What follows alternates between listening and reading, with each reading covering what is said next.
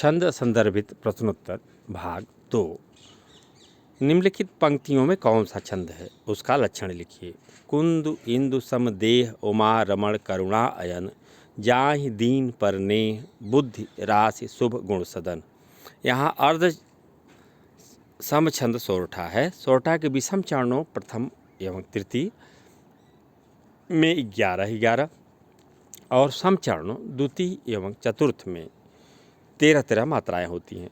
तुक विषय में चरणों में होती हैं, जबकि विषम चरणों के अंत में जगण का निषेध रहता है। निम्नलिखित पंक्तियों में कौन सा छंद है, उसका लक्षण लिखिए।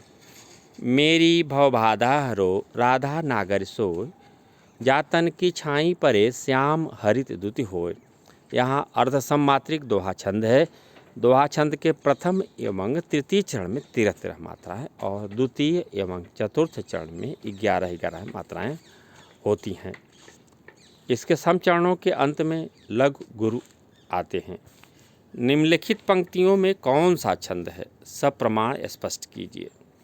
देवी पूज पद कमल तुम्हारे, सुर नर मुनि सब होई सुखारे। यहाँ सम मात्रिक चौपाई छंद है, क्योंकि इसके प्रत्येक चरण में 16-16 मात्राएं और अंत में 2 गुरु वर्ण हैं। साथ ही चरण के अंत में जगण एवं तगण नहीं है। निम्नलिखित पंक्तियों में कौन सा छंद है, सब प्रमाण स्पष्ट कीजिए। सुनत सुमंगल बैन, मन प्रमोद तन पुलक भर, शरद सरोरुह नैन, तुलसी भरे स्नेह जल। यह अर्ध सम मात्रिक छंद है। इसके पहले और तीसरे चरण में 11, दूसरे और चौथे चरण में 13 मात्राएं हैं। इसमें 4 चरण हैं। सोरठा छंद है। निम्नलिखित पंक्तियों में कौन सा छंद है, उसका लक्षण लिखिए।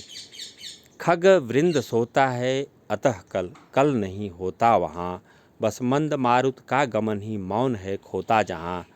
इस बहुत धीरे से परस्पर कह सजगता की कथा, यों दिखते हैं वृक्ष यों ये हों विश्व के प्रहरी यथा।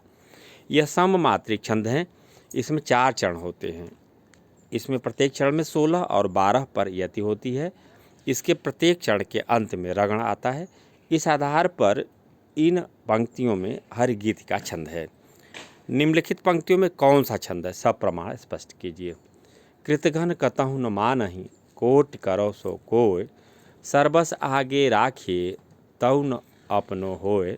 तौ न अपनो होय भले ही भली न मौने, काम काठ चुप रहे फेरती नहीं पहचाने। कह गिरधर कबीराय रहत नित ही निर्भय मन, मित्र शत्रु ना एक दाम के लालच कृतघ्न। यह एक विषम मात्रिक छंद है। इसमें 6 चरण होते हैं। एक दोहे और एक रोले के योग से बनता है। इसके प्रत्येक चरण में 24 मात्राएं होती हैं। प्रथम चरण के प्रथम शब्द की अंतिम चरण के अंतिम शब्द के रूप में तथा द्वितीय चरण के अंतिम अर्धचरण के तृतीय चरण के प्रारंभिक अर्धचरण के रूप में आवृत्ति होती है। अतः यह कुंडलियाँ छंद हैं। निम्नलिखित पंक्तियों में कौन सा छंद है, उसका लक्षण लिखिए। अवधि शिला पर इर पर था गुरु भार, तिल तिल काट रही थी दृग जल भार। यह अर्थ सम्मात्रिक 12वें छंद है। इसके पहले और तीसरे चरण में 12-12 मात्राएं होती हैं। दूसरे और चौथे चरणों में 7-7 मात्राएं होती हैं। सम चरणों के अंत में जगण आवश्यक होता है। निम्नलिखित पंक्तियों में कौन सा छंद है, उसका लक्षण लिखिए। थे दिखते परम वृद्ध नितांत रोगी, या थी नवागत वधु गृह में दिखाती, कोई न और इनको तज के कहीं था, सूने सभी सदन गोकुल के हुए थे। यह सम वर्णवृत्त वसंत तिलिका नामक छंद है। इसके प्रत्येक चरण में 14 वर्ण होते हैं और प्रत्येक चरण में एक तगण। तगण अभिप्राय देख लें, लगातार 2 गुरु और 1 लघु, 1 भगण अर्थात 1 गुरु और 2 लघु, 2 जगण अर्थात 1 लघु 1 गुरु 1 लघु। यह क्रम है।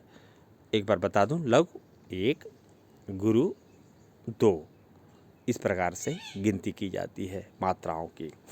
और अंत में 2 गुरु होते हैं। इसमें 8-6 वर्णों पर यति होती है।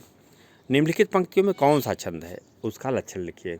भागीरथी रूप अनूपकारी, चंद्राननी लोचन कंजधारी, वाणी बखानी सुख तत्व सौध्यो, रामनुजे आनि प्रबोध बोध्यो। यह समवर्ण वृत्त इंद्रवर्जा छंद है। इसके प्रत्येक चरण में दो तगण अभिप्राय लगातार, दो गुरु और एक लघु, एक जगण अभिप्राय लघु गुरु लघु और दो गुरु होते हैं। इस प्रकार इसके प्रत्येक चरण में कुल 11 वर्ण होते हैं। निम्नलिखित पंक्तियों में कौन सा छंद है उसका लक्षण भी लिखिए। बंदौ गुरुपद पदुम परागा, सुरुचि सुवास सरस अनुरागा, अमी मूर्मय चूरन चारु, समन सकल भव रुज परिमारु। यह सममात्रिक छंद चौपाई है। इसमें 4 चरण होते हैं। प्रत्येक चरण में 16 मात्राएं होती हैं। अंत में जगण और तगण के प्रयोग का निषेध होता है, अर्थात चरण के अंत में गुरु लघु नहीं होने चाहिए। दो गुरु दो लघु, लघु गुरु हो सकते हैं। यति का प्रयोग कहाँ किया जाता है? कभी कभी छंद का पाठ करते समय कहीं कहीं क्षण भर को रुकना पड़ता है, उसे यति कहते हैं, जिसे सामान्य तौर पर अल्प विराम भी कहा जा सकता है। गण किसे कहते हैं? गण कितने हैं? लघु गुरु क्रम से 3 वर्णों के यहाँ पर वर्ण के समुदायों को गण कहते हैं। गणों की संख्या 8 है। निम्नलिखित पंक्तियों में कौन सा छंद है उसका लक्षण भी लिखिए। नील सरोरु श्याम, तरुण अरुण पारिज नयन, करह सोमम उर्धाम, सदा क्षीर सागर शयन। यह अर्धसमात्रिक छंद सोरठा है। इसके प्रथम और तृतीय चरण में 11 मात्राएं तथा द्वितीय और चतुर्थ चरण में 13 मात्राएं होती हैं। पहले और तीसरे चरण के अंत में गुरु लघु आते हैं और कहीं कहीं तुक भी मिलती है। यह दोहा छंद का उल्टा होता है। निम्नलिखित पंक्तियों में कौन सा छंद है उसका लक्षण लिखिए। लसत मंजु मुनिमंडली, मध्य सीय रघु चंदु, ज्ञान सभा जनु तनु धरें, भगत सचिदानंदु। यह अर्धसमात्रिक छंद दोहा है। इसमें 4 चरण होते हैं। इसके पहले और तीसरे चरण में 13 मात्राएं, दूसरे और चौथे चरण में 11 मात्राएं होती हैं।